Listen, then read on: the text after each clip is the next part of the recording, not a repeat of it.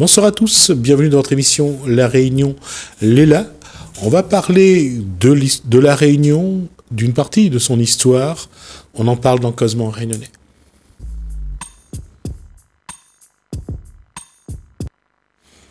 Bonsoir Corinne Salmon-Mareux. Bonsoir. On était resté autour de 1848. Oui, on était resté sur comment la démographie homme-femme s'est déroulée entre le début et jusqu'à l'abolition de l'esclavage. Et ce qui est un paradoxe encore à cette époque, c'est que l'économie donnait la valeur à la femme. Plus elle était rare, plus elle avait de la valeur. Et c'était vrai à partir de 1863, lorsque Louis Payen débarque à La Réunion avec des femmes malgaches et plus tard arrivent des indo-portugaises. Et on arrive à 1848, c'est la fin de l'esclavage. Et cette fois-ci, on va voir que c'est encore un peu plus compliqué. Oui, c'est encore un peu plus compliqué. Alors, je commencerai d'abord par une citation de Cicéron qui me plaît beaucoup. « Ne pas savoir ce qui s'est passé avant que tu sois né, c'est te condamner à être toujours un enfant. » Effectivement. Et c'est une grande plaie des Réunionnais de ne pas savoir son histoire, de ne pas comprendre l'origine même de la Réunion, comment elle s'est créée, comment la démographie s'est créée, quelle est l'histoire de la Réunion et des Réunionnais. Et ce que dit Corinne Salmon-Mareux est d'autant plus important que cette histoire, elle est complexe. Elle est complexe sur ses racines, sur ses origines, sur l'évolution institutionnelle, statutaire. Et que d'être toujours baladé par les autres, c'est clair que ça ne fait pas des Réunionnais des hommes bien ancrés dans leur île, dans leur histoire et dans leurs origines. Et tu parles d'ancrage, Jismi, et tu verras qu'on va y arriver, mais l'ancrage, la difficulté d'ancrage, c'est ce qui fait la Réunion, et c'est ce qui a fait la Réunion d'avant, et c'est ce qui fait la Réunion aujourd'hui. Ça restera toujours la principale difficulté d'attachement à son histoire, et donc peut-être avec une incidence sur l'épanouissement au XXIe siècle, que ce soit des hommes ou des femmes. D'autant plus vrai que les rares analyses sociologiques faites en ce sens n'ont jamais été vraiment dévoilées, parce que on dit toujours qu'un arbre qui n'a pas de racines ne vit pas longtemps. Et puis c'est des pièces de puzzle à mettre dans l'ordre, d'aller prendre un peu partout et de mettre dans l'ordre pour comprendre en fait. C'est une vraie recherche. Et lorsque 1848 l'esclavage est aboli, tout le monde pense que la liberté va apporter vraiment. Non, on va le voir. C'est ça. Je pense que les personnes à l'époque se sont concentrées sur la liberté. D'ailleurs, ils ont bien fait parce que les conditions de vie étaient irrespectueuses. Enfin, c'était très très très difficile. Donc, il fallait cette liberté. Mais effectivement, la liberté a eu de grandes conséquences. La liberté, c'était soit les esclaves acceptaient de retourner dans les champs de canne de leurs anciens esclavagistes, soit ils n'avaient pas de travail. Et ils vont choisir une troisième voie. Oui. Alors, pour rappel, lors de la précédente émission, on a fini l'intervention sur depuis l'origine de l'arrivée des premières femmes, donc en 1654, et ensuite on s'est arrêté effectivement jusqu'à quelle était la démographie entre hommes et femmes une fois que l'abolition de l'esclavage a eu lieu. Donc pour rappel, depuis l'arrivée des premières femmes sur l'île en 1654, il y avait déjà un déséquilibre homme-femme, comme on l'avait vu. Il y avait 3 hommes pour une femme pendant les périodes de traite active, et il y avait ensuite 2 hommes pour une femme entre l'interdiction de la traite et l'abolition de l'esclavage. Donc on va partir de ce moment-là, et il s'avère que les femmes ont mis au monde plus de filles que de garçons. Alors les changements qui ont entraîné l'abolition de l'esclavage dans la relation homme-femme, alors on est déjà dans une forme de disparité aussi en matière de répartition de tâches au niveau des travails, puisque les femmes sont plutôt des femmes de maison et les hommes sont des hommes de plantation, de main-d'œuvre. Ils travaillent dans les champs. De fait, l'abolition de l'esclavage, effectivement, permet à tout le monde de devenir libre et d'être affranchi, hommes comme femmes. Mais, on parlait d'ancrage tout à l'heure, il y avait déjà au sein des communautés d'esclaves un détachement du rôle patriarcal, parce que l'homme, les hommes et les femmes, se sentaient livrés à eux-mêmes, mais d'un point de vue sociologique et psychologique, puisqu'ils ont été déracinés dès le départ. Ils ont été enlevés de leur terre d'origine, et avec le manque que crée ce déracinement, de ne plus avoir d'attachement ou d'identité culturelle, traditionnelle, qui est très souvent transmise par les ancêtres, le plus souvent. Et donc déjà, en période d'esclavage, au sein même des communautés d'esclaves, il y a un détachement du rôle patriarcal, qui s'explique par plusieurs choses, qui s'explique aussi par le fait que la promiscuité des hébergements d'esclaves fait que, et puis plus les viols que subissaient les femmes, fait que de toute façon, les enfants, il est difficile d'avoir une affiliation, l'enfant est moins reconnu. On ne sait plus c'est l'enfant de qui, quand bien même il y avait c'était cette phrase célèbre de l'époque, on savait qui était la mère, mais c'était difficile de savoir qui était le père. Voilà.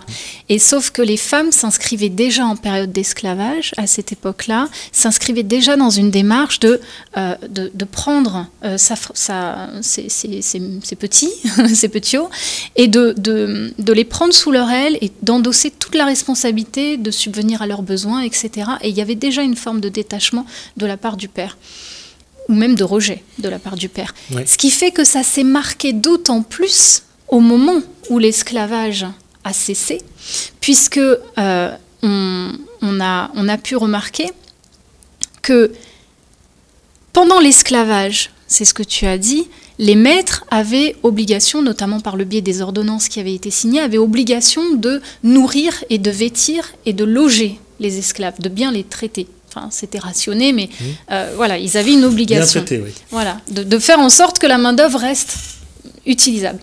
Une fois que l'esclavage a cessé, qu'il a été aboli, les maîtres, non seulement n'étaient plus tenus à cette forme d'obligation, donc les hommes qui, eux, étaient la main-d'œuvre la plus manuelle,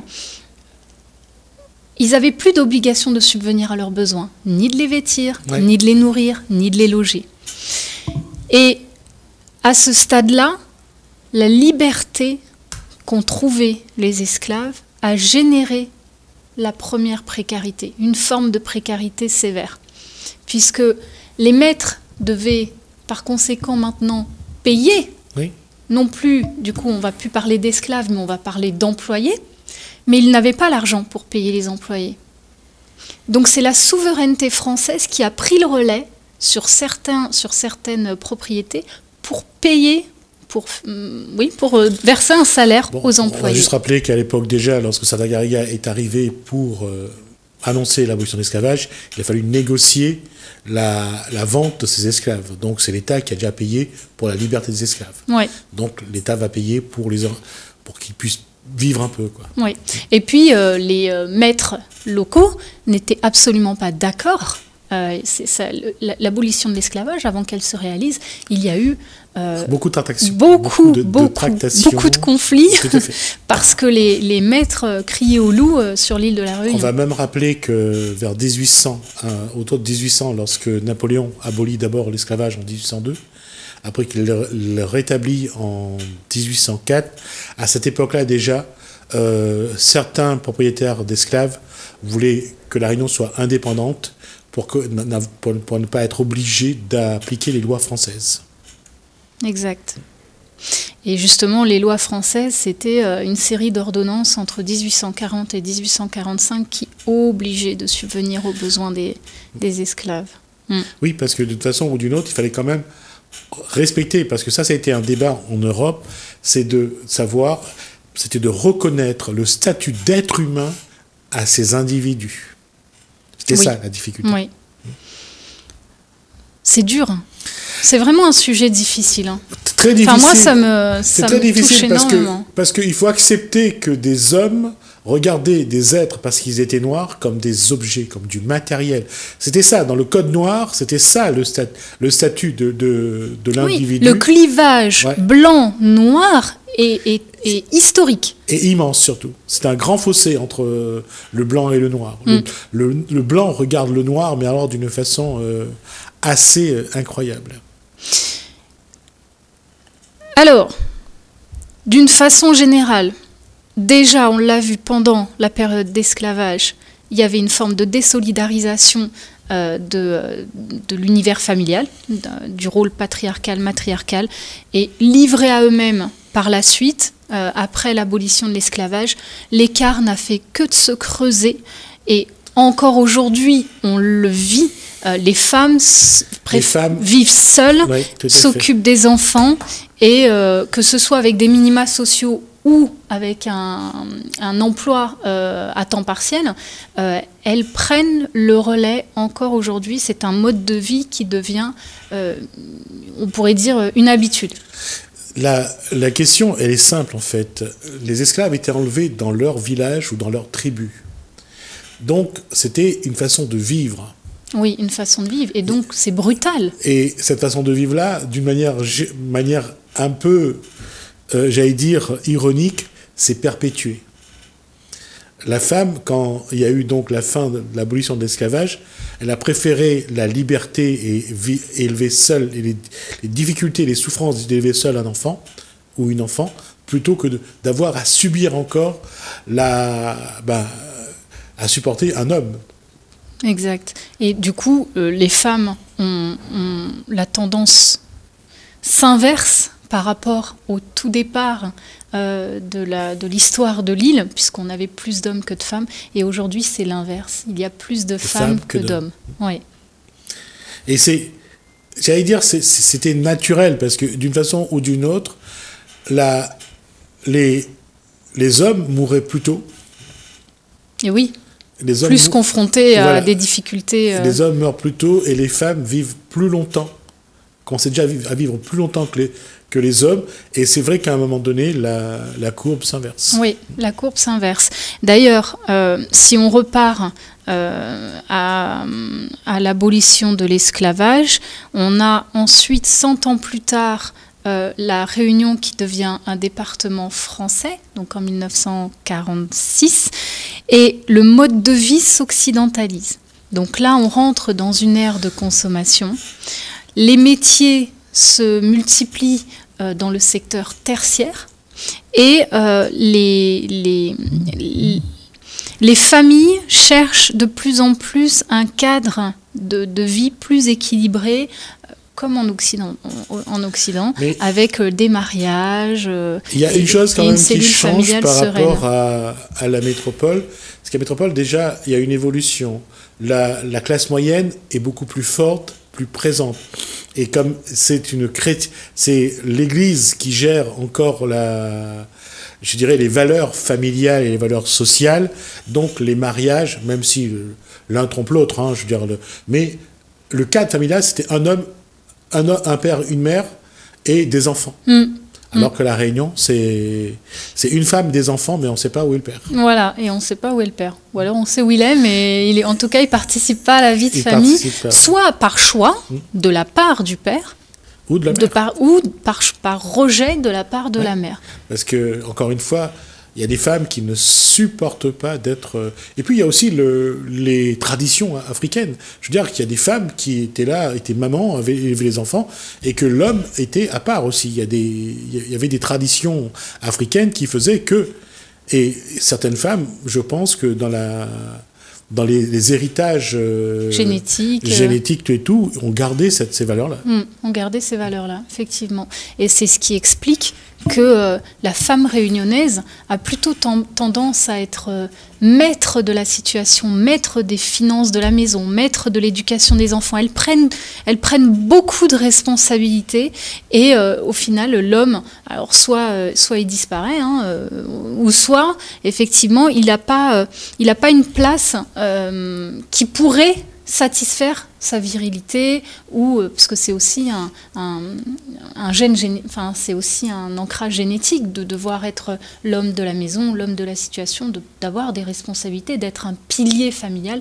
Sauf que l'histoire des Réunionnais ne permet pas cet ancrage-là que l'homme soit un pilier. C'est plus souvent le contraire. Oui, parce que et puis il y a aussi quelque chose que, à l'issue de l'abolition de l'esclavage, qu'il va falloir prendre en compte, c'est l'immigration qui continue à La Réunion.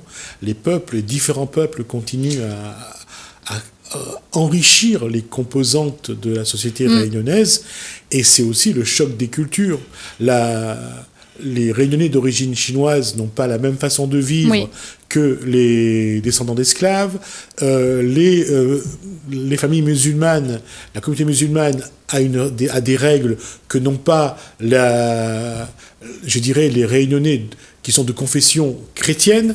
Donc ça fait quand même un choc des cultures. Alors un choc culturel ou une grande mixité finalement par rapport au mélange des origines.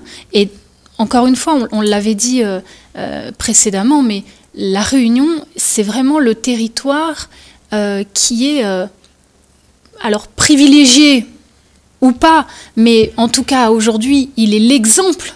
Au niveau de la métropole, on est l'exemple même de la tolérance entre différentes religions et différentes cultures, mais là aussi on peut le marquer par le fait que l'histoire de la Réunion a amené à cette tolérance finalement, puisque dès le départ, les esclaves et même après l'abolition de l'esclavage, on avait déjà cette mixité culturelle et mixité des origines, et c'est ce qui a créé un fort métissage sur l'île, mais aussi avec des conséquences où les données, en tout cas, qui sont recensées, montrent qu'il y a plus de violence intrafamiliale et conjugale à La Réunion que dans d'autres communautés, et comme tu l'as dit, asiatiques par exemple, parce que leur mode de fonctionnement de la famille, de l'éducation ou des traditions est totalement différente. Et pour le dire ainsi, je veux dire, quand on regarde dans la classe moyenne, les parents frappaient volontiers les enfants. Et là, je peux vous assurer que on a eu quelques exemples. Et là, à l'école, prendre des coups, c'était normal. Le prendre des coups à la maison, c'était normal. Et quand un parent prenait le fouet ou le nerf-bœuf pour corriger l'enfant, martiner. Voilà, c'était quelque chose de naturel. L'enfant ne pouvait que se soumettre. Oui, c'était habituel. Oui. Et c'est ce qui fait de ce choc culturel, puisque dans l'histoire, nos parents ou les parents de nos parents avaient l'habitude d'éduquer les enfants de cette façon. Non, surtout de recevoir des coups. Oui, de recevoir des coups. Eux, ils ont reçu des coups. Après, ils ont donné leurs enfants. Donc c'est devenu un outil éducatif naturel et habituel.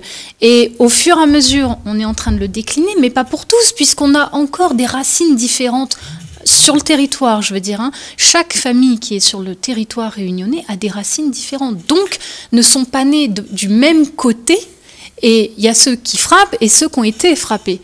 Et ça génère encore des habitudes aujourd'hui, on le voit encore aujourd'hui au XXIe siècle. Publiquement, on peut en être témoin d'enfants qui sont maltraités. Et à l'attitude verbale déjà des adultes, on sent bien, on devine bien ce qui doit se passer à la maison. Donc c'est aussi une éducation. Et d'ailleurs, à partir du moment de la départementalisation, à partir des années 50, il va commencer à avoir ce qu'on appelle le regard de l'administration sur l'éducation.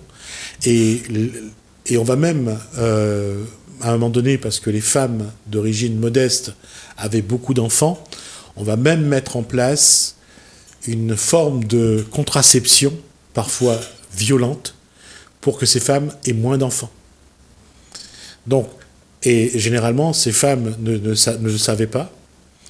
et vivaient ça après d'une manière, lorsqu'on parle de violence intrafamiliale, une femme qui d'un coup ne peut plus enfanter est déconsidérée aussi bien par elle-même que par son conjoint, son mari, que par son environnement. Et ça crée aussi des départs de violence. Ouais. En tout cas, on aura l'occasion de revenir sur ces éléments-là et revoir qu'à partir de 1946, la politique familiale, parce qu'il va y avoir une politique familiale. Mais le problème, c'est que si on creuse un peu, et je ne dis pas Creuse parce qu'il va y avoir les enfants de la Creuse après, mais on va voir que tout n'est pas honnête, tout n'est pas sincère, et que les plus pauvres vont subir les lois, pas de la République, mais de certaines personnes qui croient qu'il faut contrôler la démographie chez les personnes les plus pauvres. Et je terminerai sur, on avait soulevé la question lors d'une émission précédente, la démographie homme-femme à La Réunion. En 2018, on recensait 446 000 femmes pour 410 000 hommes. D'accord. Je dirais que c'est une bonne nouvelle pour ceux qui sont seuls. Non, tout âge confondu. Merci Corinne Salmon-Mareux pour ces données. On vous revoit la prochaine fois. On va reprendre, on va continuer là-dessus et voir un petit peu justement cette balance entre, je dis balance parce que ça ouvre sur beaucoup d'éléments, la balance entre les hommes et les femmes à La Réunion, et expliquer peut-être, trouver un peu les origines des problèmes, des violences intrafamiliales. On cherche à comprendre les origines pour ensuite trouver les solutions ou des pistes de réflexion en tout cas pour améliorer le bien vivre ensemble, hommes-femmes.